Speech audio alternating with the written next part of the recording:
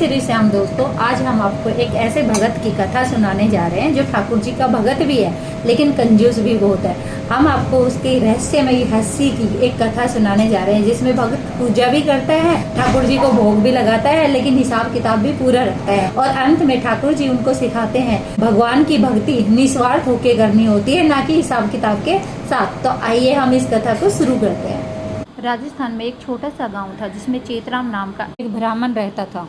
बहुत कंजूस था, जो भगवान की पूजा करता था। कृष्ण जी का भगत था लेकिन कंजूस भी बहुत था। थे तो पंडित लेकिन काम बनियों वाला करते थे। ब्याज पे पैसे चढ़ाते थे, लोगों का जेवर रखते थे, गहने वगैरह रख लेते थे, उसके बदले में पैसे देते थे। और बहुत कंजूस थे। कंजूस इतने थे कि पूछो मत। भगवान जी कृष्ण जी भी देख के उनकी हरकतों को हंसते थे ऊपर। सब को जिसको पैसे देते डबल ब्याज में देते। बनियों वाला काम था। इतने पैसे थे उसके पास कि वो पूरे गाँव को अकेले खाना खिला सकते थे। लेकिन कंजूस बहुत था, खुद भी ध्यान से नहीं खाता था तो दूसरों को कहाँ से खिलाए। इतना कंजूस कि दूध में अगर मक्खी गिर जाए तो भी मक्खी को निकाल के दूध को पी लेता था। और अगर मक्खी पे भी एक दो बूंद लगी रह जाए दूध की तो उसको भी झाड़ के पी लेता था। बहुत कंजूस था चेतराम। भगवान उसको देखते थे और रोज हंसते थे। उनकी पत्नी का नाम सरस्वती देवी था। सरस्वती बहुत ही समझदार थी। सरस्वती के पिता ने इनसे शादी इसलिए की थी कि चेतराम के पास बहुत धन है। उन्हें नहीं पता था ये इतने कंजूस हैं। सरस्वती के पिता ने सरस्वती की शादी की तो सरस्वती को कुछ जेवर कुछ धन दिया था। उसको लेके जैसे सरस्वती घर पहुंची, चेतराम उसको घर लेके आया। उसी दिन तो चेतराम अपनी पत्नी के सारे जेवर उतराने के लिए बोलने लगा। वो कह रहे इतने जेवर हैं, इतने सुंदर, इन पे डिजाइन बने हैं, तुम रोज पहनोगे, घिस जाएंगे, पुराने दिखने लगेंगे, ये सारे दे दो, मैं लॉकर में रख देता हूँ। पत्नी सोचती है लेकिन वो फिर भी निकाल देती है कि क्या करूँ, जब ये निकलवा रहे हैं। मानते ही नहीं, बार बार बोलते हैं और वो सारे जेवर निकाल के दे देती है। वो भी खुश हो जाता है क्योंकि वो तो कंजूस होता है कि पहनेगी तो घिसेंगे। उसके मायके के सारे जेवर लेके खुश हो जाता है और अपनी तिजोरी में रख लेता है। वो अपने कानों में और गले में मंगलसूत्र, पैरों में पायल रख लेती है। लेकिन चेतराम को वो भी हजम नहीं होता। वो बोलता है अरे ये भी निकाल दो, ये क्या पहना है। तो वो बोलती है ये तो सौभाग्यवती के हैं, सुहाग के हैं, ये तो मुझे पहनने दो। लेकिन वो रोज़ उससे नाराज़ रहता है। डेली आता है और वही चीज़ें निकालने के लिए बोलता है। और वो भी रोज़ कहती है कि ये रहने दो, मैं सुहागिन हूँ, पहनने दो, ये तो पहनने दो। एक दिन ऐसा आ जाता है कि वो घर का खाना भी नहीं खाता, पत्नी का बना हुआ। दुकान में जो नौकर होता है उस बच्चे को बोलते हैं घर से बना के लाओ। सरस्वती परेशान हो जाती है और उसने अपने वो जेवर भी निकाल दिए, कान के भी निकाल दिए, मंगलसूत्र निकाल दिए, पायल निकाल दिया। वो भी निकाल के दे देती है। अब वो खुश हो जाता है लेकिन वो बहुत रोती है, परेशान होती है कि ऐसे जेवर का क्या काम जो मुझे पहनने को ही नहीं मिल रहा। जो सुहागिन की निशानी होती है मंगलसूत्र, वो भी निकलवा लिया। वो रोती है लेकिन क्या करे बेचारी। और सेठ तो सेठ है, पंडित है, सेठ बना बैठा है, उसको तो यही करना है। कृष्ण जी ऊपर से देख रहे होते हैं कि कितने कंजूस है, अपनी पत्नी को मंगलसूत्र तक नहीं पहनने देते और वो उसकी बात पे हंसते हैं, उसको देख के हंसते हैं। वो सोचते हैं, कृष्ण जी सोचते हैं कि मुझे ही कोई लीला रचनी पड़ेगी, मुझे ही इसका कुछ करना पड़ेगा। और सरस्वती भगवान कृष्ण की भक्त होती है। वो भगवान कृष्ण को बहुत पूजा करती है। डेली सुबह पूजा पाठ करती है और कृष्ण के जाप करती है। वो मंदिरों में घूमने जाती है क्योंकि वो बड़ी भक्त होती है। लेकिन ये कभी नहीं ले जाता घुमाने, वो अपने माता पिता के साथ जाती है। क्यों, ये ले जाएगा तो चेतराम के पैसे खर्च हो जाएंगे, इसलिए कह रहा है क्या रखा है मंदिर में, कुछ नहीं रखा। भगवान दिल में होना चाहिए, क्योंकि खुद भी तो दिल में रखता था, पैसे खर्च ना हो, बस ऐसे ही करता था। और भगवान जी उनकी देख देख के बहुत हंसते हैं और सरस्वती पे बहुत मेहरबान होते हैं। वो सरस्वती से भी खुश होते हैं, खुश उससे भी रहते हैं। एक दिन गरीब पंडित का वेश रख के वो उसकी दुकान पे आते हैं। चेतराम वहीं बैठा होता है और वो चेतराम के पास आते हैं देखने, चेतराम की परीक्षा लेने के लिए। लेकिन चेतराम कौन सा कम होता है, वो ग्राहकों को सोना लेता है, पैसे देता है यूज करने के लिए। वहाँ पहुँचता है, हाथ जोड़ते हैं कृष्ण जी और बोलते हैं कि सेठ जी मुझे कुछ पैसे दे दो, मेरी बेटी की शादी है, कुछ पैसे दे दो। तो वो मना करता है, मेरे पास कहाँ पैसे हैं भाई, मैं तो खुद गरीब हूँ, मेरे पास नहीं है, ये तो लोगों के पैसे हैं, मैंने रख रखे हैं। तो वो कहता है कोई सामान दे दो फिर आप, अगर पैसे नहीं है तो सामान दे दो। उसमें भी सेठ जी कहते हैं अरे भाई मैं कहाँ से दे दूँ, मैं तो ये सारा जो भी तुम्हें दिखाई दे रहा है ये दिखावे का है, लोगों का है, मेरा नहीं है, मैं तो खुद गरीब हूँ। ब्राह्मण जी आप कहीं और चले जाइए और कहीं जाके मांग लीजिए, मेरे पास नहीं है देने के लिए। ये जितना भी धन आपको दिखाई दे रहा है ना, ये तो और लोगों का रखा हुआ है मैंने। लेकिन कृष्ण जी भी कहाँ कम थे, अपनी हट में थे। वो भी कह रहे कुछ दे दो, बेटी की शादी है। मान वो भी नहीं रहे देंगे, चेतराम भी नहीं। और वो बार बार मांगते रहे, वो बार बार मना करते रहे, वो कहाँ मानने वाले थे।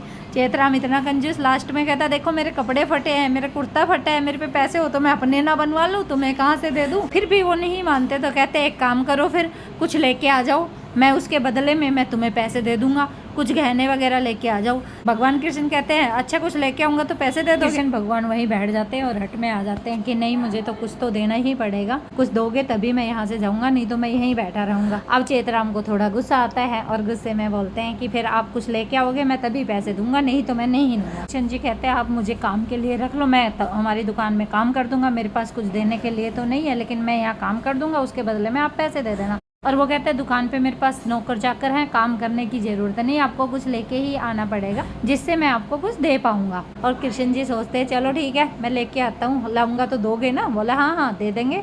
तो वो जाता है, बोला मैं डबल ब्याज पे देता हूँ, वो तुम्हें भी दे दूंगा, जब आपके पास पैसे आ जाए मेरा ब्याज और पैसे दे जाना और अपनी दी हुई चीज वापसी ले जाना। भगवान कृष्ण जी उससे बातें करके, भगवान कृष्ण सोचते हैं कंजूस देखे, लेकिन इसके जैसे कंजूस मैंने कहीं नहीं देखा। और उसका मन आ गया उसके ऊपर, कह रहा कुछ तो लाऊंगा, देखूंगा जरूर मैं इसको कि ये क्या करता है क्या देता है, इतना कंजूस मैंने इंसान नहीं देखा कभी भी। और निकलते हैं तो रास्ते में आते हैं और सोचते हैं अब वो सरस्वती से मिल लेते हैं और वो उसके घर पहुंच जाते हैं।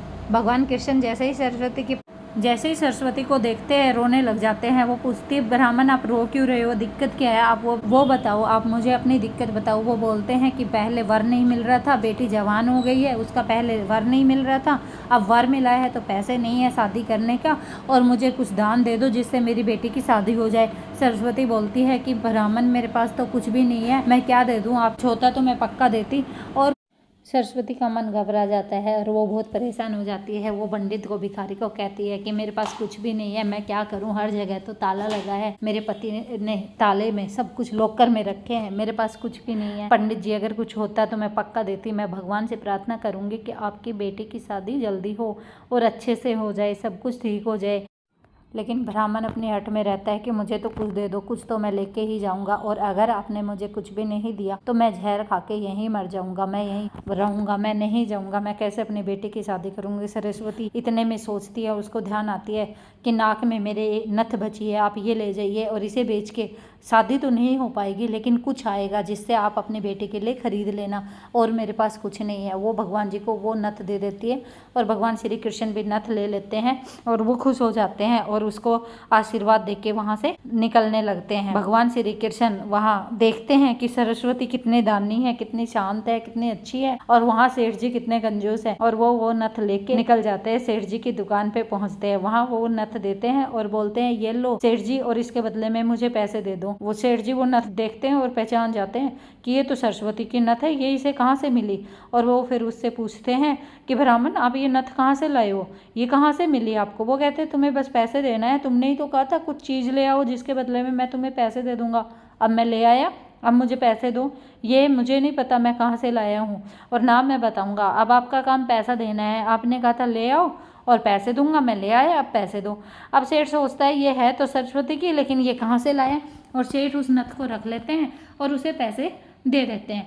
कृष्ण जी को पैसे देते हैं नथ के बदले में, और वो भी 2 गुना ब्याज पे। कृष्ण जी लेके निकल जाते हैं पैसों को और सेठ उस नथ को अपने लॉकर में रख लेते हैं। शाम को सेठ बहुत गुस्से में होते हैं, वो सोचते घर जाऊंगा फिर मैं सरस्वती से बात करूंगा कि उसकी नथ कहाँ है, ये वही नथ है। वो बहुत गुस्से में होते हैं और सोचते हैं एक नथ ही छोटी थी उसके पास, अच्छा हुआ सारा सामान मैंने उसका ले लिया और लॉकर में रख लिया, नहीं तो वो सारा दान कर देती। और वो बहुत गुस्से में रहते हैं, बार बार सोचते हैं जाऊंगा और मैं फिर पूछूंगा, देखता हूँ अगर सरस्वती ने अपनी नथ दी होगी तो फिर मैं उससे बात करूंगा कि वो तो पूरा घर लुटा देगी, ऐसे कैसे चलेगा।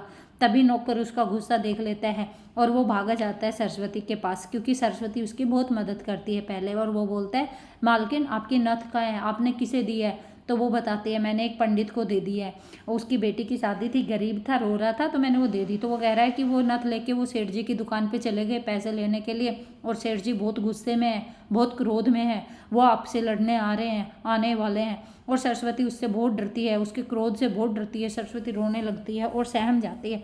सरस्वती सोचती है मैं क्या करूं, अब मैं कैसे ये सब समझाऊंगी उनको, वो उनका गुस्सा तो बहुत ज़्यादा होता है। तभी नौकर कहते हैं देख लेना वो सेठ जी दुकान से निकल गए हैं, आप अपना कोई रास्ता देख लेना, समझ लेना। तभी सरस्वती भगवान की मूर्ति के सामने बैठ जाती है और कहती है कि मैंने कोई गलत काम नहीं किया, मैंने एक गरीब की मदद की है ताकि उसकी बेटी की शादी हो जाए, कुछ मदद हो जाए, और अगर इसके लिए भी मुझे सजा मिलेगी तो भगवान जी मैं वो नहीं सहन कर पाऊंगी, उनका गुस्सा बहुत ज़्यादा है, मेरे बर्दाश्त नहीं होगा, आप मुझे कुछ रास्ता दिखाओ। तभी सरस्वती कहती है कि मैं ये जहर पी लूँगी, मैं उनका गुस्सा नहीं सहन कर पाऊंगी और मुझे बर्दाश्त नहीं हो रहा है। तो वो क्या करती है कि जहर पीने के लिए बोल देती है भगवान के सामने, मैं जहर खा के मर जाती हूँ जब तक वो आएंगे। और वो रोने लग जाती है भगवान के सामने बैठे बैठे। भगवान ये सब सुनते रहते हैं, देखते रहते हैं कि सरस्वती के इतना नरम दिल है, वो इतना डरती है। तभी वो जहर का लोटा उठाती है और बोलती है कि भगवान जी मैं ये विष पी रही हूँ। तो तभी ऊपर से वो नाक की नथ उसके लोटे में गिरती है और खनक से आवाज़ आती है। आवाज़ आती है तो सरस्वती देखती है कि इसमें क्या गिरा। तो वो निकाल के देखती है कि वो वही नथ होती है जो उसने पंडित जी को दी थी उसकी बेटी की शादी की मदद के लिए। वही नथ उसके लोटे में मिलती है। वो नथ देखती है और खुश हो जाती है, इतना बड़ा चमत्कार कैसे हुआ। और वो सोचती है कि क्या वो भगवान ही तो नहीं थे जो मेरे घर आए थे, वो सोचती रहती है। तभी तक वो भगवान का शुक्रिया अदा करने लगती है। तब तक वो आ जाते हैं और बोलते हैं आपकी नथ कहाँ है तेरी सरस्वती। तभी सरस्वती कहती है ये रही मेरी नथ, उनको दिखाती है। तो कह रहा नहीं ये तो मेरे पास है, मैं अभी लॉकर में रख के आया हूँ और इसके बदले में एक गरीब पंडित को पैसे दे के आया हूँ, ये मेरे लॉकर में रखी है। सरस्वती कहती है मेरी नथ तो ये रही, मुझे नहीं पता आपके पास कौन सी नथ है। और सेठ वो नथ ले लेता है, चेतराम वो नथ लेता है और बोलता है अभी मैं जा रहा हूँ अपने लॉकर में चेक करके आता हूँ। सरस्वती कहती है कोई बात नहीं आप जाओ। वो वहाँ जाके देखता है तो लॉकर में नथ नहीं होती है। वो फिर आता है कि तुम सच सच बताओ मेरे लॉकर में नथ नहीं है, ये कैसे हुआ, क्या हुआ। तो वो उसको कहानी बताती है, मैं भगवान जी के पास बैठ गई थी और कृष्ण जी को कह रही थी कि मैं तो विष पी लूँगा, अगर ये नथ मुझे नहीं मिली या आपने गुस्सा किया तो मैं तो जहर पी के मर जाऊँगी, आपका गुस्सा मुझे बर्दाश्त नहीं होता। तभी वो कहते हैं कि मेरी लॉकर से वो नथ गायब हो गई और तुम्हारे लोटे में आके गिर गई, भगवान ने तुम्हें जहर से बचाया। आज भगवान कृष्ण जी मेरी दुकान पे खुद आए और मैं उनको कुछ दे ना सका, मैं भगवान जी को समझ ना पाया। भगवान जी ने मुझे एक रास्ता दिखाया और मुझे समझाया लेकिन मैं समझ नहीं पाया। मैं भगवान कृष्ण का भक्त और फिर भी नहीं समझ पाया। कृष्ण जी ने मुझे साक्षात दर्शन दिए लेकिन मैं उस दर्शन को समझ नहीं पाया। अब वो बहुत रोने लगता है और सरस्वती भी पास बैठती है। वो भगवान कृष्ण को कहता है कि मुझे माफ़ करना कृष्ण भगवान जी, मैं दौलत में इतना अंधा हो गया था, दौलत के नशे में, कि मुझे कोई दिखाई नहीं दे रहा था। और मेरी पत्नी इतनी दानी कि नाक में एक नथ बची थी वो भी निकाल के आपको दान में दे दी। मैं अपनी पत्नी से भी कुछ नहीं सीख पाया। वो बहुत परेशान होते हैं और फिर वो एक फैसला करते हैं कि हम सब कुछ बेच के सारे पैसों से एक मंदिर बनवाएंगे और हम उस मंदिर में ही रहेंगे। सेठ जी बिल्कुल बदल जाते हैं। चेतरामपुर अपनी दुकान बेच देता है, अपना घर बेच देता है और फिर एक मंदिर बनवाता है। मंदिर में कृष्ण जी की फोटो रखता है, मूर्ति बनवाता है, स्थापना करवाता है और फिर वहीं पूजा करते हैं, दिन रात भगवान का जाप करते हैं। और चेतराम अब मोह माया से दूर हो जाता है। चेतराम भगवान की भक्ति में लीन हो जाता है। दोनों पति पत्नी सिर्फ भगवान को ही मानते हैं। अब पैसे से कोई लेना देना नहीं है। चेतराम ने सबके जो जेवर रखे थे लौटा दिए थे और सब पैसे जो ब्याज पे लेने थे वो भी नहीं लिए। अपने पैसों से ही मंदिर बनवाया और वहाँ मंदिर में रहने लगे।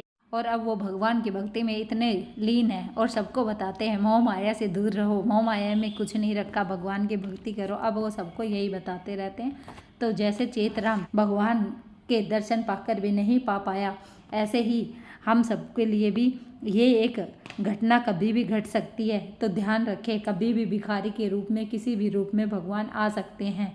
भगवान अपने भक्तों को कभी भी किसी भी रूप में दर्शन दे देते हैं। तो इसलिए ध्यान रहे, हमेशा किसी भी भिखारी पे, गरीब पे ऐसे नहीं करना चाहिए। हमें सबकी मदद करनी चाहिए जितना हो सके। जो हमारे पास है उसी के अकॉर्डिंग हमें सबकी मदद करनी चाहिए। और हमें इस कथा को देखते हुए लगता है कि भगवान कभी भी किसी भी रूप में किसी के भी घर में आ सकते हैं। ज़्यादा लालची नहीं होना चाहिए, ज़्यादा कंजूस नहीं होना चाहिए। यह कथा हमें सिखाती है कि कैसे हंसते हुए हमने देखा कि कंजूस भगत को भगवान कृष्ण जी ने सिखाया कि भक्ति जरूरी है। भगवान भक्ति से खुश होता है, पैसे से नहीं। और पैसे को साइड में रख के और भगवान को जब याद करते हो तो भगवान को याद करें। और आपको अगर हमारी कथा पसंद आई है तो चैनल को सब्सक्राइब